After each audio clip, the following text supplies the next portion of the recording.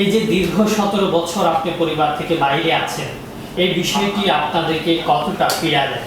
আসলে দীর্ঘ 17 বছর যে লোকটা নিজের পরিবার থেকে বিচ্ছিন্ন হয়ে দূরে থাকতে পারে, তার মনের কষ্ট একমাত্র সে জানে আর আল্লাহ জানে। আমাদেরকে দেখলে সাধারণত বিভিন্ন জন বিভিন্ন রকমের মানহানিকারক কথাবার্তা বলার চেষ্টা করে, টিটকিরিমূলক কিছু কথা বলে, যার কারণে এই কষ্টের কারণে শুধু তো বাড়ি থাকতে পারলাম না, বাড়ি থেকে বের হয়ে আসলাম শুধু মানুষের কটু কথার কারণে। আপনি কখন বুঝতে পারলেন যে আমাকে পরিবার থেকে সরে যেতে হবে? এই বিষয়টি আপনি কত সাল নাগাদ?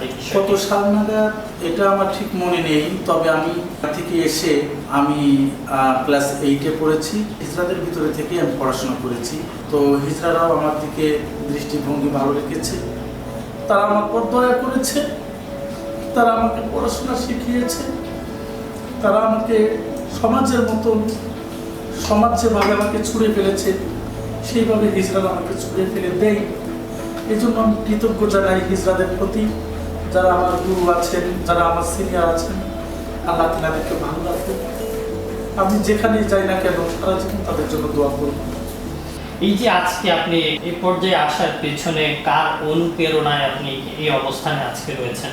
এই যে অনেক প্রতিবন্ধকতা পেরিয়ে আপনি আজকে এই পজিশনে, সেটি দর্শকদের উদ্দেশ্যে একটু বলবেন। পড়াশোনা আমি করেছি, এটা হিজড়াদের দয়া ছিল, হিজড়ারাই আমাকে পড়াশোনা শিখিয়েছে। আমার গুরু রুহুল হিজড়ে, ওনার অনুপ্রেরণায় আমি পড়াশোনা করেছি, কারণ উনি আমাকে সবসময় বড় ভরসা দিত যে সমাজ তোমাকে ফেলে দিবে। সমাজ ফেলে দেওয়ারই কথা, কারণ আমাদের ভাগ্য এরকমের, আমরা জন্মেছি এরকমের ভাগ্য নিয়ে। এর জন্য তোমার ভেঙে পড়ার কোনো কারণ নেই, তোমাকে মানুষের মতন মানুষ হতে হবে, পড়াশোনা শেখো, চাকরি বাকরির দরকার নেই। কারণ হিজড়াদের জন্য কোনো ব্যবস্থা নেই, তখন কোনো কোটা ছিল না, সরকারের কাছে নাগরিকত্ব আমাদের ছিল না। তা আপনি কতটুকু, কোন পর্যন্ত পড়াশোনা করেছেন? মাশাআল্লাহ, আমি এইচএসসি ইন্টারমিডিয়েট কমপ্লিট করেছি, আপনাদের দোয়াতে হেফজও পড়েছি, আমি হাফেজি মাশাআল্লাহ পাস করেছি। একই সাথে কারিয়ানা প্রশিক্ষণ দিয়েছিলাম আমি হাবুল্ল থেকে, আমি কারিয়ানা কমপ্লিট করেছিলাম, আমার সার্টিফিকেটও তার আছে মাশাআল্লাহ, আমি এপ্লাস পেয়েছিলাম। এই অনুষ্ঠানে একদম শেষ দিকে আমরা রয়েছি, আপনার মুখ থেকে আমরা কোরআন তেলাওয়াত শুনবো। তারপর আপনার যে কোরআন তেলাওয়াত দিয়ে আমরা অনুষ্ঠানটা শেষ করতে চাই। আউযু বিল্লাহি মিনাশ শাইতানির রাজীম। বিসমিল্লাহির রাহমানির রাহিম। ওয়া ক্বালাল্লাযীনা কাফারু রাব্বানা আরিনাল্লাযীনা আযাল্লানা মিনাল জিন্নি